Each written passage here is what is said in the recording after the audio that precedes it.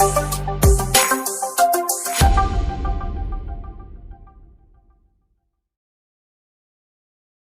hello, how are you? Welcome back to KRP Creative Physics. So in this video, we are going to learn one interesting topic. This particular topic is useful for everyone here, every student. So before going to know about the topic, once again I am reminding everyone, please watch my channel and subscribe my channel and share my channel to everyone. So name of my channel, everyone know that KRP Creative Physics. So let's enter into the topic here. So today's topic is simple pendulum, its laws. So what is the topic here? Simple pendulum, its laws. So first, before going to know about the laws of simple pendulum, let's know about what is meant by simple pendulum and its construction and its terms. Okay. So first, let us see what is meant by simple pendulum. So simple pendulum consisting of a metal sphere. So this is the metal sphere. So this particular metal sphere is known as bob. It is said to be what? Bob. This one is said to be bob.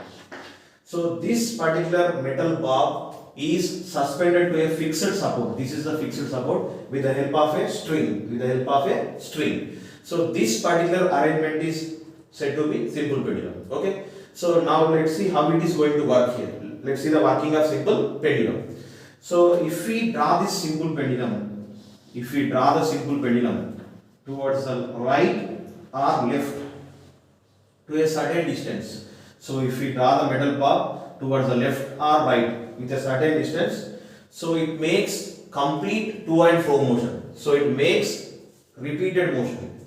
So you will observe this particular motion in case of pendulum clocks. Okay, na? So if we draw this metal bob towards the left side or right direction here, so this particular metal bob makes complete to and fro motions. This particular repeated motion is said to be oscillation. So what is the motion of the simple pendulum is known as oscillation. Okay, so it makes continuously oscillations. So what is meant by oscillation here? One complete to and fro motion, one complete repeated to and fro motion is said to be oscillation. So let's see the terms of simple pendulum here. So this is the fixed support. Fixed support is O. Okay, and here this particular position is said to be mean position. This particular position is known as mean position. So why this position is said to be mean position means, so after making the oscillations, simple pendulum finally comes to rest here. So it will comes to rest at this position. So this particular position is said to, that's why this position is said to be mean position. And after the mean position, so we have two extreme positions. This is one extreme position and this is one more extreme position. So what is meant by extreme position? So when the simple pendulum is making some oscillations, so it will reach up to maximum height. So it will reach its maximum height. So this particular maximum height is said to be its extreme position. So every simple pendulum is consisting of two extreme positions. So this is one is in left side and one is in right side. Okay. So these are the terms of the simple pendulum. And let's know one more thing here. Length of the simple pendulum. So what is the length of the simple pendulum? So length is the distance between point of suspension to midpoint of the bob. So here it is a distance between, once again I am repeating, the what is meant by length of simple pendulum is, it is the distance between midpoint of the bob to point of suspension. This is said to be length of simple pendulum. So okay friends, let us see some terms related to the simple pendulum. Everyone should know about these terms. So these are all our basics. These particular terms are very, very useful for you when you are going to learn the physics. So let's see the terms of simple pendulum. So first one already completed. What is meant by oscillation here? One complete to and fro motion. What is that? One complete to and fro motion. Okay. So one complete to and fro motion is said to be oscillation. So with the help of this diagram, I am going to explain what is meant by one oscillation. For example, so simple pendulum is starting from mean position. Okay, it is starting from here. So when it is said to be completed an oscillation here, so it is starting from the mean position. Again, it has to reach its extreme position. Again, it has to reach its opposite extreme position. Again, it has to come to mean position. So this is said to be one complete to and fro motion oscillation. So oscillation means what here? Simply it is one round, one complete round is said to be oscillation. Okay now? And next we will see time period. This is very important term. Everyone should know about this one. Time period denoted with T. So let's see what is meant by time period. So the time taken by the simple pendulum, to complete one oscillation. Okay, once again I am repeating here. What is meant by time period? The time taken by the simple pendulum to complete one oscillation is said to be its time period. Okay, na? Right. And let's see frequency. What is that? Frequency denoted with F here. So what is the frequency of the simple pendulum here? So the number of oscillations done by the simple pendulum in 1 second. Okay. The number of oscillations done by the simple pendulum in 1 second is said to be its frequency. And here there is one important relation is there between the time period and frequency. Both time period and frequency both are inversely proportional to each other. So that means we can write time period equal to 1 by frequency. Time period equal to 1 by frequency. At the same time we can write frequency equal to 1 by time period. Okay. And we will discuss about the units of time period and frequency. Time period is nothing but it is a time. So it is measured in seconds. There is no confusion regarding this one. But we will measure the frequency, frequency in terms of hertz. What is it? Hertz. So the SI unit of frequency is hertz. After the completion of frequency, next we have amplitude. This is most important. What is that? Amplitude denoted with capital A. So what is meant by amplitude here? So amplitude is a distance between mean position and extreme position. So let's see what is meant by amplitude from the diagram. So this is the mean position. Everyone know that one. So it is the distance between mean position and extreme position. So this is said to be its amplitude. Okay, now it is the distance between mean position and extreme position. This is the amplitude. And at the same time, this one is also said to be amplitude. So distance between mean position and extreme position is said to be amplitude. So one thing you should remember here. So when the simple pendulum is making the oscillations continuously, the left side amplitude should be exactly equals to right side amplitude. Both will be equal. So that is what you should remember.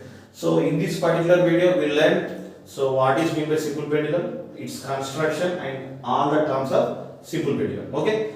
Let's know what is the purpose or else what is the use of simple pendulum. So basically, simple pendulum is helpful to find the acceleration due to gravity g value at a given position. So with the help of the simple pendulum, we can find out the value of g. We can find out the value of g at a particular position, and at the same time we can find out the time period. We can also measure the time period at a given place. So what is the main purpose of the simple pendulum here? Simple pendulum is helpful to measure the g value of Earth at a given place, and at the same time it is also useful to calculate the time period. So that is the main purpose of the simple pendulum. After the completion of construction and all the terms of simple pendulum, now we are going to learn about the important topic. So the main topic of the simple pendulum, core topic of the simple pendulum. So that is nothing but laws of simple pendulum.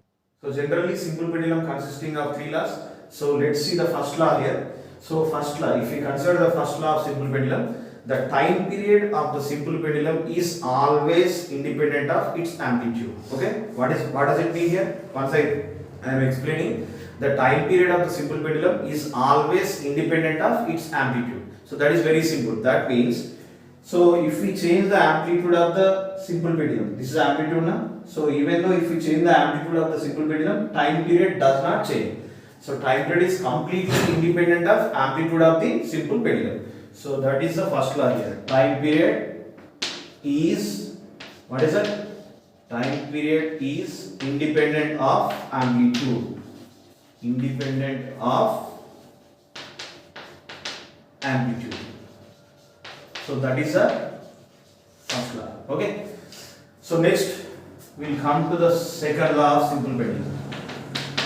So if we consider the second law of simple pendulum, the time period of the simple pendulum is also independent of size and shape and mass of the ball. Okay, the time period of the simple pendulum is independent of size, shape and mass of the ball. So it is also quite similar to first one. I am writing here, time period is independent of what I said here? Time period is independent of size, shape and mass of the ball.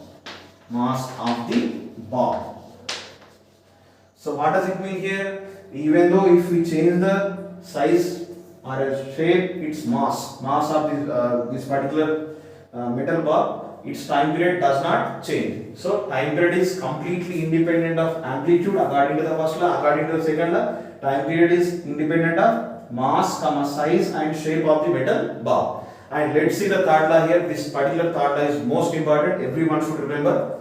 So we will see the third law now.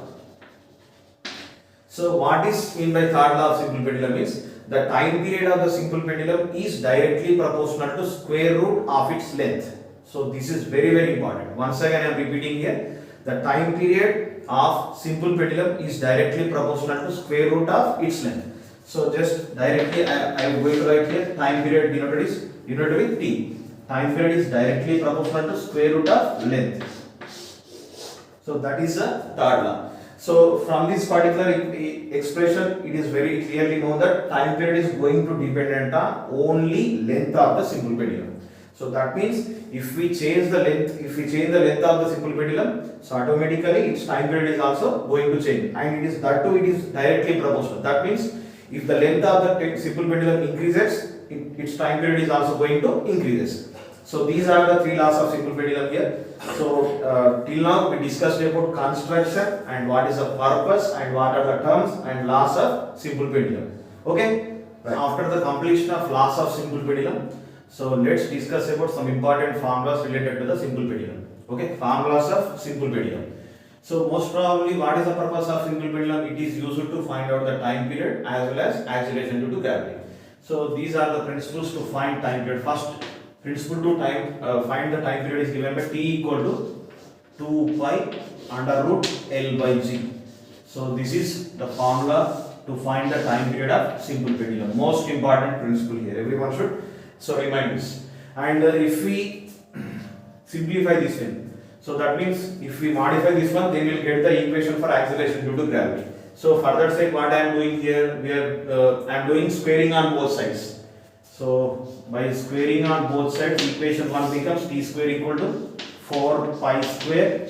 Square root gets cancelled. Okay, square root gets cancelled means what we get here? L by G. So what I am doing here, squaring on both sides. So I am doing the square on both sides. Okay, right. And here next step, what we can write here, we want to find the G value now. So G will come to this side, cross multiplication. I am doing the cross multiplication, and remaining term 4 pi square L by T square will come to downside.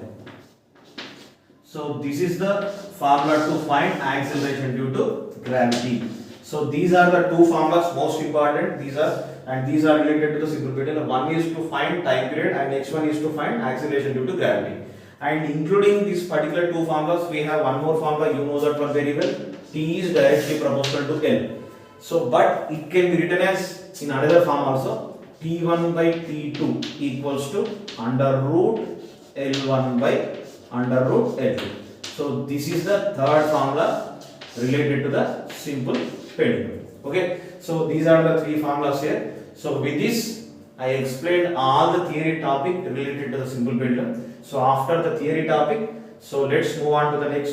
Let's move on to the finishing touch of the simple pendulum. So the finishing touch is nothing but numerical problems. So now we are going to learn the numerical problems related to the simple pendulum. Let's move on to the numerical problems related to the simple pendulum. So these particular problems are very important regarding all competitive exams, including GAMESET and IIT JEE also. Okay, right. Let's see the first question.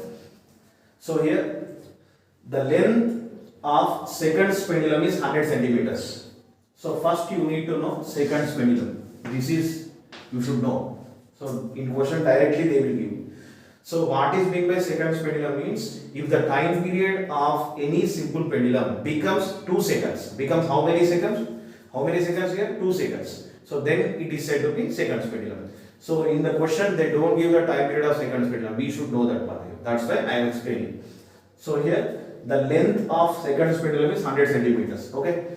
and here already we know the time period of seconds pendulum, that is 2 seconds. Okay, that is completed. Based on these two values, we need to find the length of pendulum of time period 1.4 seconds.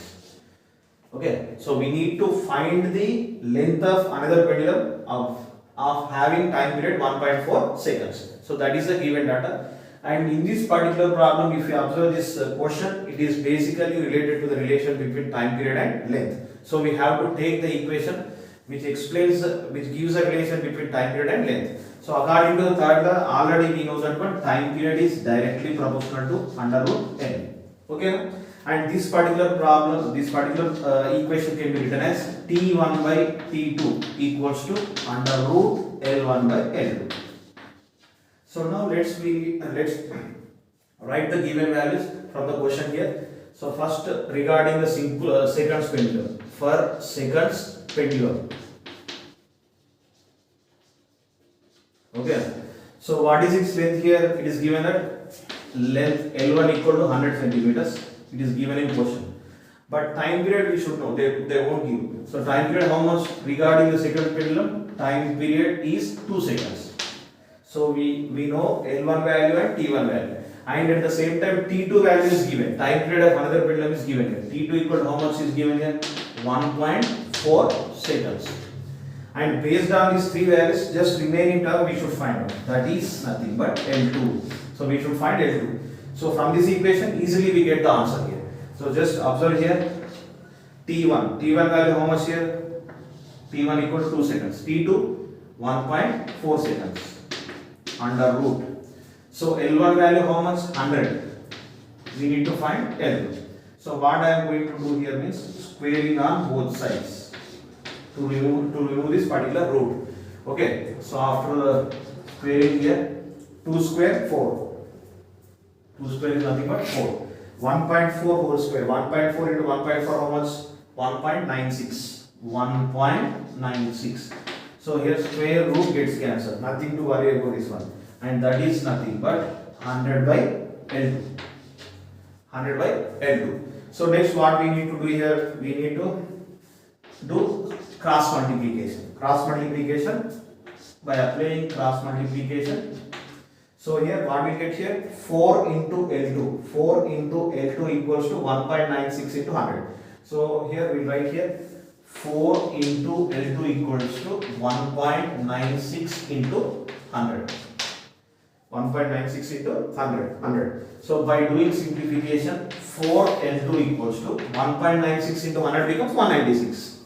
196. And we'll get from that equation. So how to find the L2 value here? L2 equals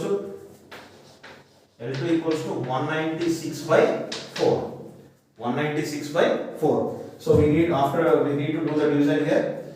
4 for the 16. 3 is remaining and 6 is remaining. 36. 4 9 the 36. Okay. So 196 by 4 gives 49. So that means we get the value L2 equal to 49. So what are the units here? Centimeters. We have to give the same units. So in this way we can find the length of the another pendulum based on the values given regarding seconds pendulum. Okay now? So this is regarding first numerical problem. This is one model. This is very important model. And let's see the second question, and it is related to another model. Second question related to the simple pendulum. This is another model. Okay. So first question is compare the time periods of two pendulums. We need to compare the time periods of two pendulums. Comparison means what here? Ratio. Just we need to find out the ratio of time periods of two pendulums of lengths 64 centimeters and 256 centimeters. We have lengths L1 and L2 value are given here. We can write given that L1 equals to 64 centimeters. So what about L2 value? 256 centimeters. So here you try to understand the question. So comparison means it's nothing but ratio, very simple. Okay. So we need to compare the ratio between time periods. So we need to find T1 by T2. Okay now. So we need to find the T1 by T2. So we know that the ratio between T1 by T2 can be written as under root L1 by L2. So this is according to the third law of simple pendulum. You know that one very well. So just I am substituting the values here under root. So what is L1 value? 64. L2 value how much? 256. So L1 equal to 64. L2 equal to 256. So here what I am doing means 64 means what we can write here? 8 square. Just to observe this. So 8 square. 8 into 8 64. 256 how can we write here? 16 into 16. 16 square is 256. So I am writing 16 square. So now why I am writing in this form is square root gets cancelled. That's why I am writing these particular values in the form of their squares. So here square root gets cancelled, square root gets cancelled. Okay. So what is the remaining term here? 8 by 16. So what we can write here? So 8 1 the 8 2 the. So 8 1 the 8 2 the. So finally we can get T1 by T2 equals to how much here? 1 by 2. So comparison means we should find the ratio here in the form of ratio. T1 is to T2 equals to 1 is to 2. So that is the ratio. So that is the comparison of time periods. So we get T1 by T2 equal to 1 by 2, or else it can be also written as T1 is to T2 equals to 1 is to 2. So this is regarding the second model, and let's see the third model, and this is the last question related, last problem related to the simple pendulum. Okay friends, so let's see the third model of the simple pendulum numerical problems. So this is the third question, third problem. Question is find the time period of simple pendulum. So that means first we need to find the time period. It is clear, okay? Of length. So length value is given 1.44 meters. On the surface of moon. On the surface of moon we need to find. So here if G value of moon is given here, G value of moon is 1.67 meter per second square. So G value of moon is 1.67 meter per second square. So here this is related to time period. So we need to use the time period formula. We know that time period T equal to 2 pi under root L by G. So this formula we have to use. Already I explained this formula here. So now 2 into pi means how much here? Pi value is nothing but 22 by 7. 22 by 7 will get 3.14. You should remember directly you can write when you are going to solve the problems. Pi means 3.14. Okay. And next length value. Length equal to how much? 1.44. What about G value here? G value of moon we should write here 1.67. Okay. 6.28. Now see that one. 6.28. So next here point gets cancelled. So we can write 144 by 167. Okay. So next 6.28 into under root. So this is after the division. I am directly writing here. We get 0.86. 0.86. So here I am going to write here now. After this 6.28 into under root 0.86 becomes 0.93. So here 6.28 into under root 0.86 value is 0.93. You need to do this. So 0.93. So if we do the multiplication between 6.28 and 0.93, it becomes approximately 5.84 seconds. So in this way we get the time period of this particular simple pendulum. And by this we learned all the numerical problems related to the simple pendulum. These particular three problems are most important in all competitive exams. Okay now. So these particular problems are very important. Try to remember this one. And this is the complete explanation about the simple pendulum. And problems, theory part, everything is completed. This particular topic is very important, very much important topic here. Okay.